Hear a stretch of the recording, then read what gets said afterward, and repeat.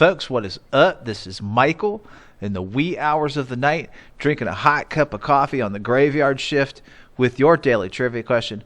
Once again, getting ready to watch the sun come up on a beautiful Sunday Memorial Day weekend. I hope you guys get some downtime today.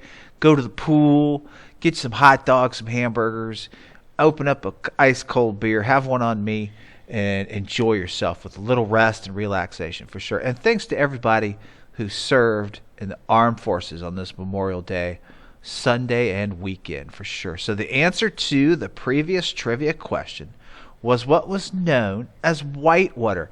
Now, this was a political controversy during the 1990s under the Clinton administration, one of many under the Clinton administration. Every presidency has a political controversy. This was one of them, and it involved investigations into real estate investments of both Bill and Hillary Clinton and other associates, named Jim and Susan McDougal in particular.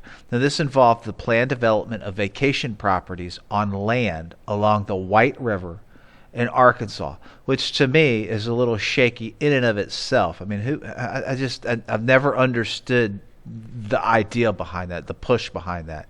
Vacation properties in Arkansas. Okay, well, maybe that's just me. But anywho, I digress just a little. There were questionable and even illegal and fraudulent loan allegations that surfaced regarding everyone's participation and alleged partnership in this land deal. Now, when the venture failed horribly, and it would fail horribly, investigations began as to who exactly were the managing partners.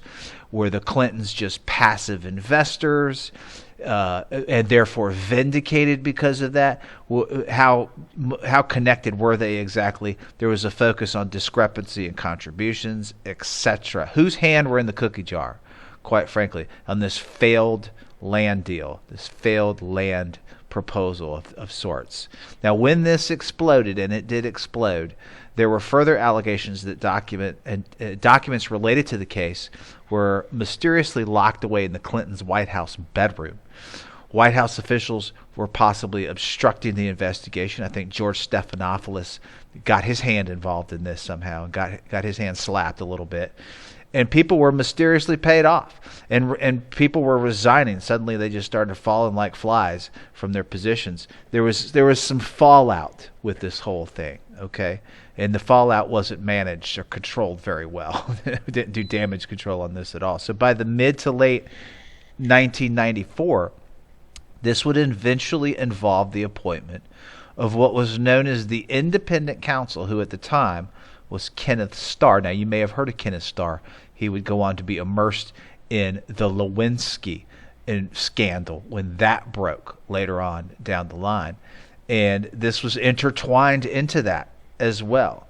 Okay, so a couple of cool geek factoids about this whole thing. The McDougals would eventually spend time in federal prison as a result, and along with 15 other people who were convicted of federal charges. Clinton, on his way out, like all presidents do when they start writing these pardons, he would eventually pardon Susan McDougal. Jim McDougal, however, died while he was in federal custody. So the Whitewater scandal was only mentioned in passing in the so-called, what became known as the Starr Report, in light of the Lewinsky scandal that erupted later in the Clintons' presidency. The Office of Independent Counsel would be dissolved on an eventual basis. That position actually doesn't exist anymore. But that's the Whitewater scandal, and this was pre-Lewinsky. So after Whitewater came and gone, the Clintons certainly had other things to worry about. All right, folks, let's get this beautiful Memorial Day Sunday started, shall we, with a brand new trivia question. We're almost done with May, getting ready for June and nice 100-degree weather. That's what I'm talking about. Flip-flops, T-shirts, beach trips. Oh, yeah. Anywho, for May 28th, trivia question: on this day in 1787, at the Constitutional Convention, Thomas Jefferson advocates for a national government where states are represented by their population numbers, and he also advocated for the creation of these three things. Easy. Come on, folks. You'd be surprised how many people will not get this right.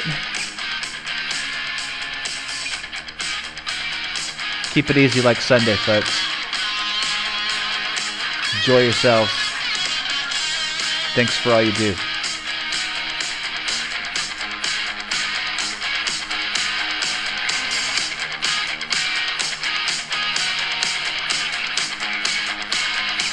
Peace out.